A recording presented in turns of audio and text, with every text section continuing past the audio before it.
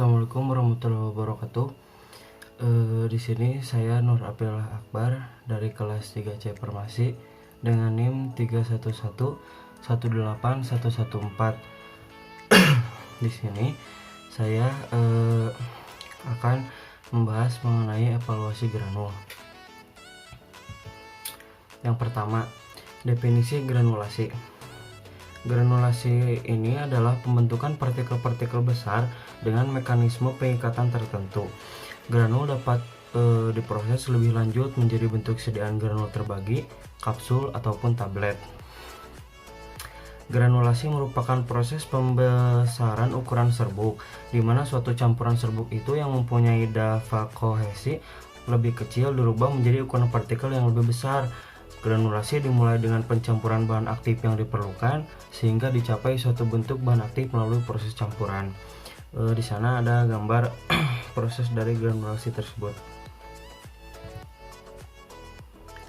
Yang selanjutnya, evaluasi granul. Evaluasi granul ini terbagi menjadi 5 bagian. Yang pertama ada bobot granul, kedua uji kompresibilitas, yang ketiga uji sifat alir, yang keempat uji kelembaban granul, yang kelima uji distribusi ukuran partikel granul. Kita langsung masuk ke yang pertama, bobot granul. Bobot granul ini menggunakan alat timbangan digital atau timbangan yang lainnya bisa. Timbangan digital ini bermacam-macam, ada yang seperti digambar, ada juga yang seperti macam yang lainnya. Alat ini itu digunakan untuk mengetahui bobot dari granul tersebut. Langkah kerjanya yang pertama, colokan dulu colokan timbangan tersebut ke dalam stop kontak, lalu tekan tombol on, kemudian letakkan kertas perkamen di atasnya, lalu tekan tombol tare untuk menyetarakan agar semuanya 0. Yang kelima, simpan granul yang akan ditimbang di atas perkamen, lalu bobot granul akan diketahui beratnya secara otomatis. Yang kedua, uji kompresibilitas. Uji kompresibilitas ini menggunakan alat yang namanya type density seperti yang ada pada gambar.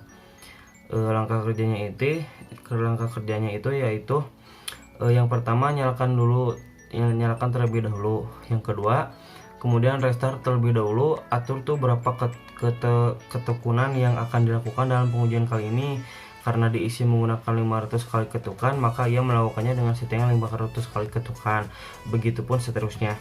Lalu masukkan granul ke dalam alatnya. Yang selanjutnya itu tekan tombol start atau mulai. Kemudian nanti alat ini akan bergerak dengan sendirinya sesuai dengan ketukan yang telah kita setting. Setiap 100 kali ketukan, maka lakukan penghentian. Di dalam interval 100 itu kita stopkan dulu, kemudian kita lihat berapa tuh volume yang dihasilkannya dari setiap interval 100 kali ketukan tersebut. Selanjutnya setelah dilihat volumenya berapa, kemudian kita lakukan start kembali. Selanjutnya dilakukan seperti itu dalam 500 kali ketukan. Kita memperoleh 5 interval dalam proses pengujian. Apabila itu 500 kali ya, dan seterusnya itu berlanjut. Di sini ada perhitungannya.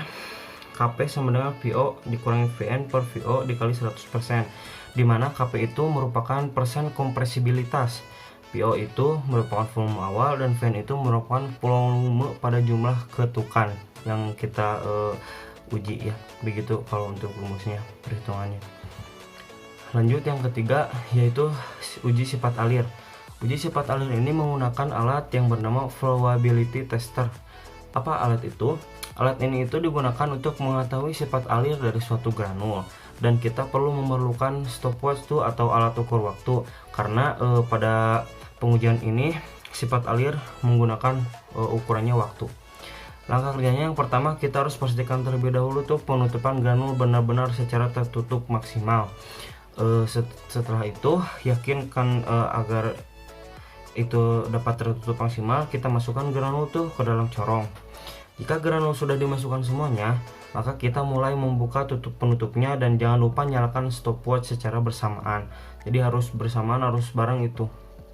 Yang keempat, nyalakan stopwatch dan buka granul. Selanjutnya, setelah mengalir sampai bawah, jika ada yang tersendat, maka gunakan segitiga dengan cara pemutaran yang berada di atas yang membantu granul itu yang tersendat agar turun ke bawah dengan baik.